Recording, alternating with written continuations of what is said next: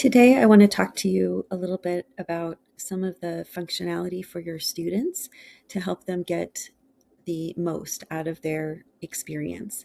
So, I'm going to give you a little bit of an orientation of what their platform looks like and the tools that they can use. So, let's hop into a class. I'm going to go here to math.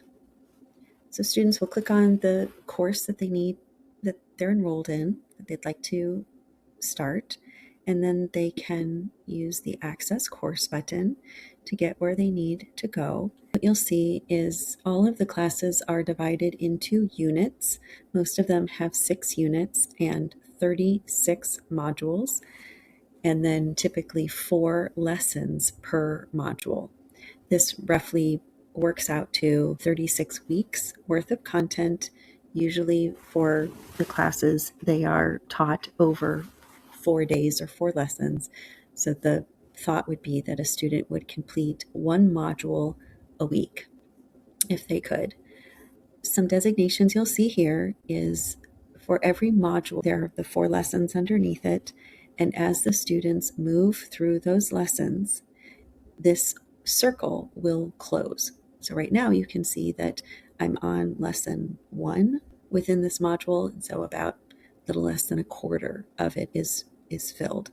Going over here to this bar, the Agent tab is where Soren lives. This is where the students will interact with Soren, their learning tutor, and the lessons will take place. The next tab over is Course, and in the Course section has all of the content that Soren draws from. And this is really helpful for a student who might need to review a concept. Maybe they are needing to study for a test. This is a great resource for them to use. This is also a really great resource for you to use as a teacher or as a parent on that course tab. The progress tab here helps a student know kind of how far they've gone within the course, and kind of an overview of what their grades are, what makes up this particular content for the grades.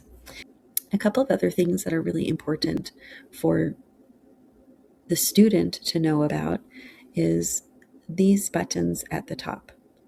So first, this button is the autoplay button. So when you click on that, that means that Soren will automatically speak what's on the page without having to press the speaker button after each communication. So I'll show you what that speaker button is. But if your student is someone who likes to always hear Soren speak instead of read the content on their own, then they'll want to click autoplay. Here, this is our media button, and there you will find sometimes there's a video. So every math class from pre-algebra and above, science class like chemistry and physics, and our omnibus in our grammar level will occasionally have a video to watch. So in this media button, the student will see the video. And for math, I highly recommend when there's a video available that the student first watch the video.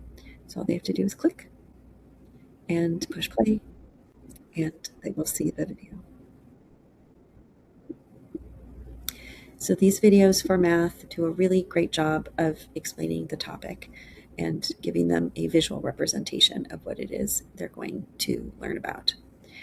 Then there are student notes pages. Student notes pages are available for every single subject and every single lesson. And the idea behind these notes pages are that they are a way for students to document what it is they're learning in that lesson. And I recommend that they take good notes. Most of the student notes pages are kind of a combination between a guided notes page and a worksheet. They should fill that out and then hole punch it, put it in a binder under that subject tab, and throughout the year, they'll actually be creating kind of their own personal textbook through these notes pages. And then math has another deliverable, and that is a worksheet. So every lesson has a worksheet that could be used for extra practice. It could be used for kind of quizzing or testing students offline, so you know where they are. The other button that's important here is this full screen button. Sometimes students have smaller screens, and as a result, the amount of text that Soren puts on the screen at one time just gets a little bit full.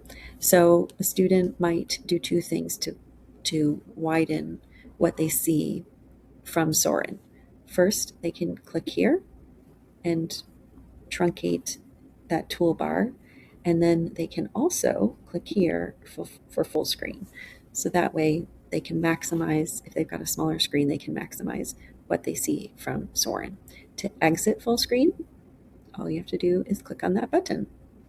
And a few more things that I want to highlight here. So the end of, okay. So here you see this block of text that Soren speaks. If I had clicked this button, it would automatically speak to me.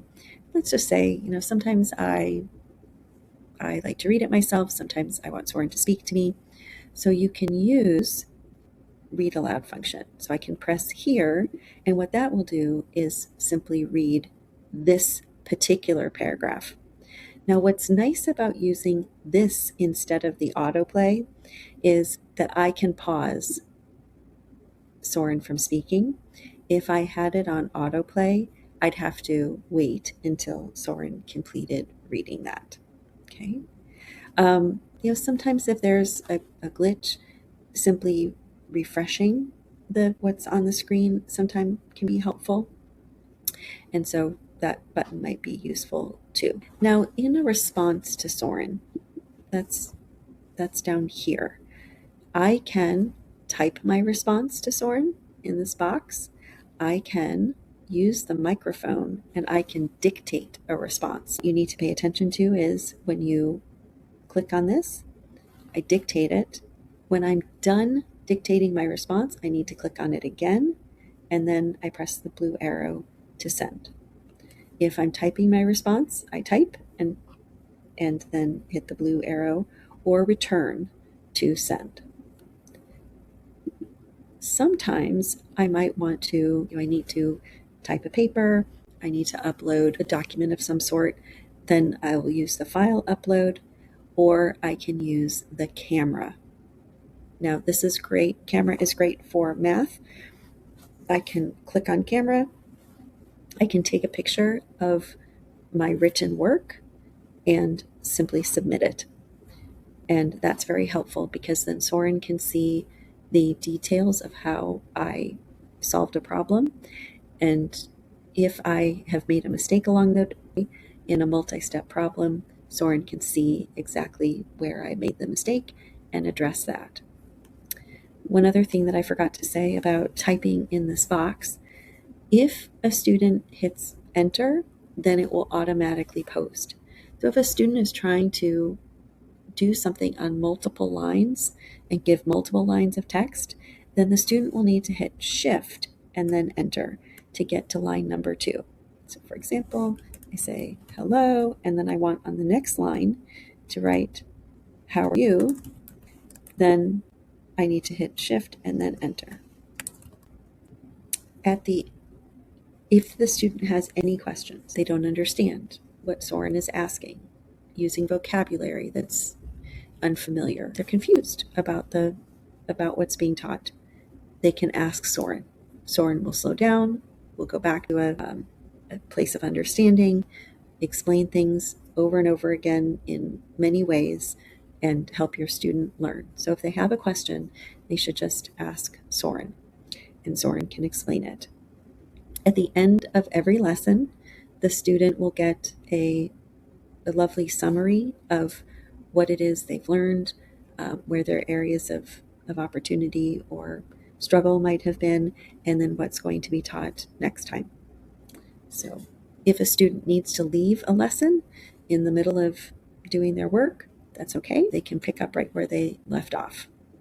If your teachers are teaching, let's say through lessons 1 and 3 during the week, and you want your students to do lessons 2 and 4 on the platform, they can do that. There'll be some missing modules.